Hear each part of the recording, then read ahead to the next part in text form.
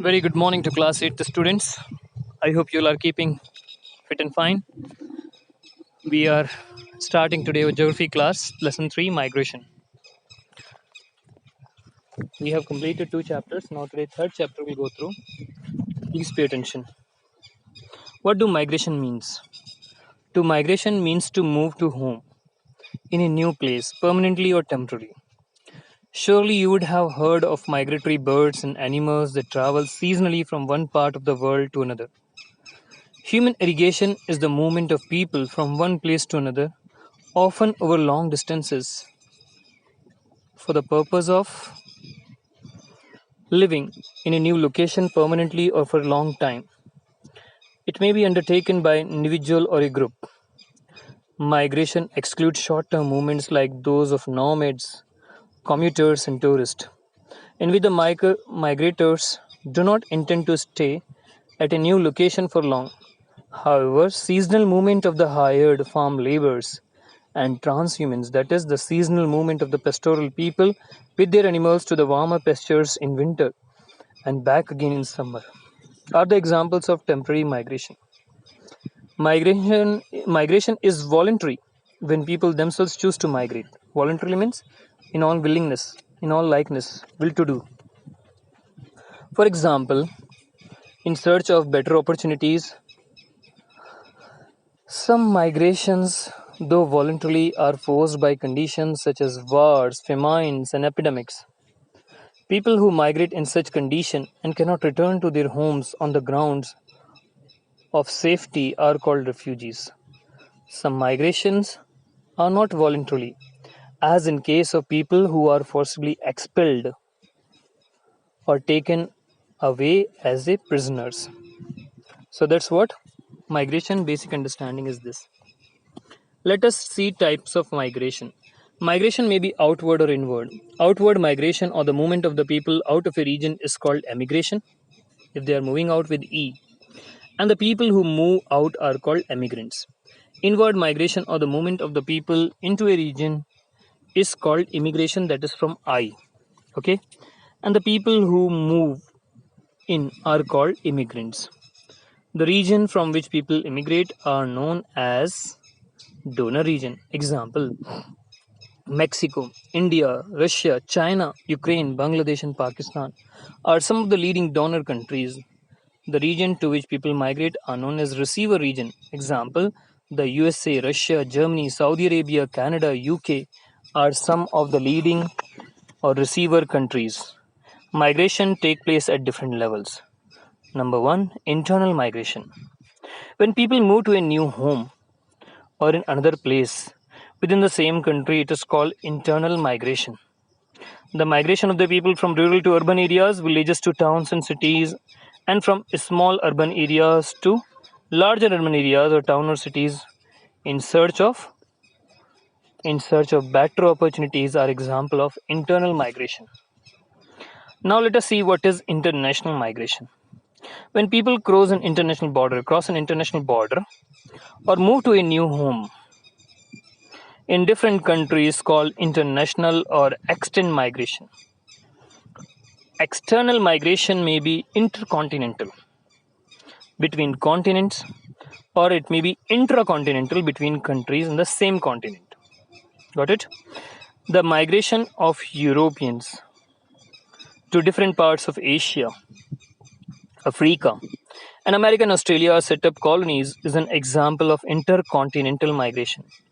After the partition of India in 1947, a large number of people migrated between India and Pakistan depending on where they wish to settle.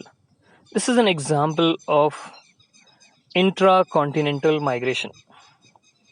What are the causes of migration? Let us see. People migrate for various reasons. They compare the advantages and disadvantages of staying where they are and moving to a new place. Other factors like distance, terrain, travel cost, travel time, modes of transportation, and cultural barriers also influences their decision to migrate. The cause of migration may be grouped into two main categories: push factors and pull factors. Let us see push factors.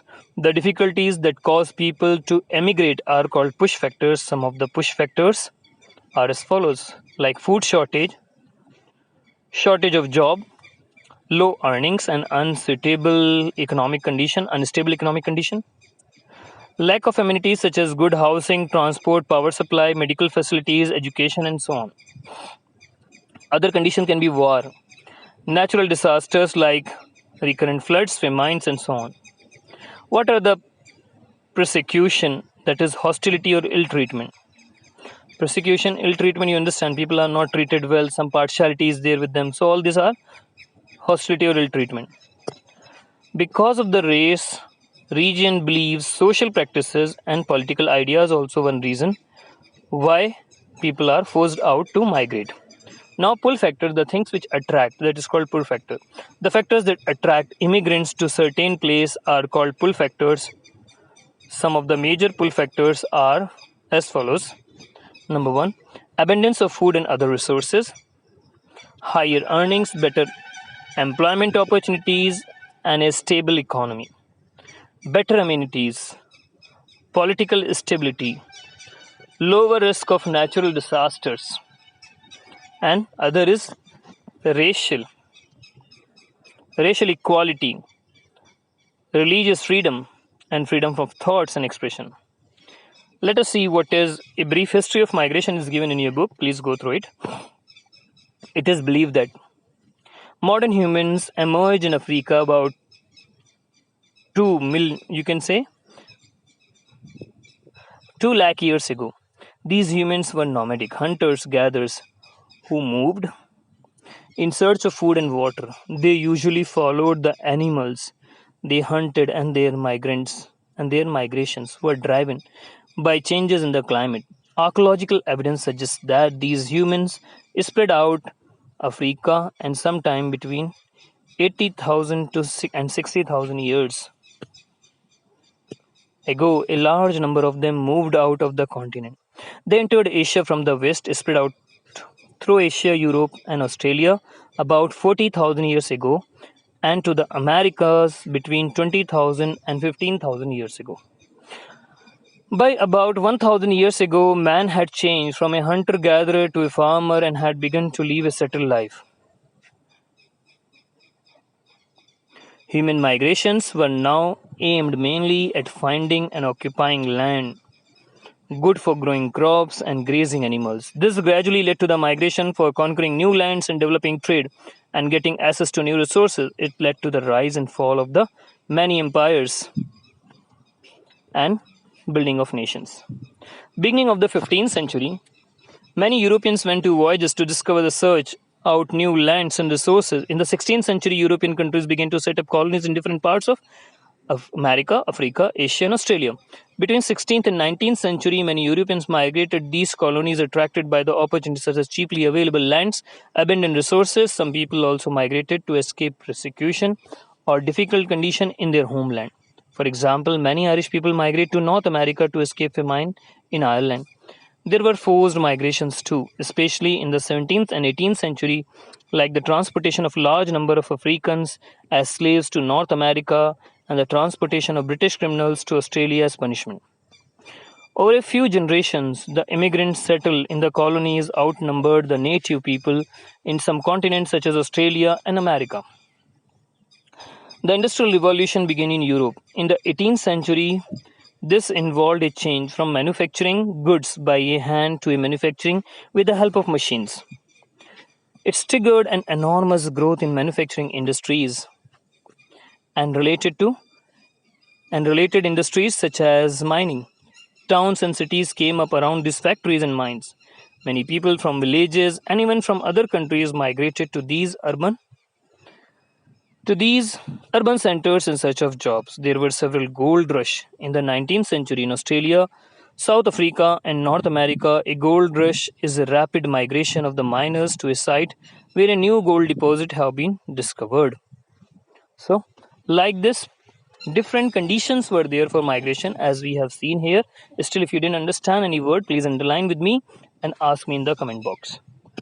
We are moving on next page now. In journal, migration in search of better opportunities from rural to urban areas, from smaller town to larger cities, and from less developed countries to more developed countries has been a common trend among the humans since in ancient times.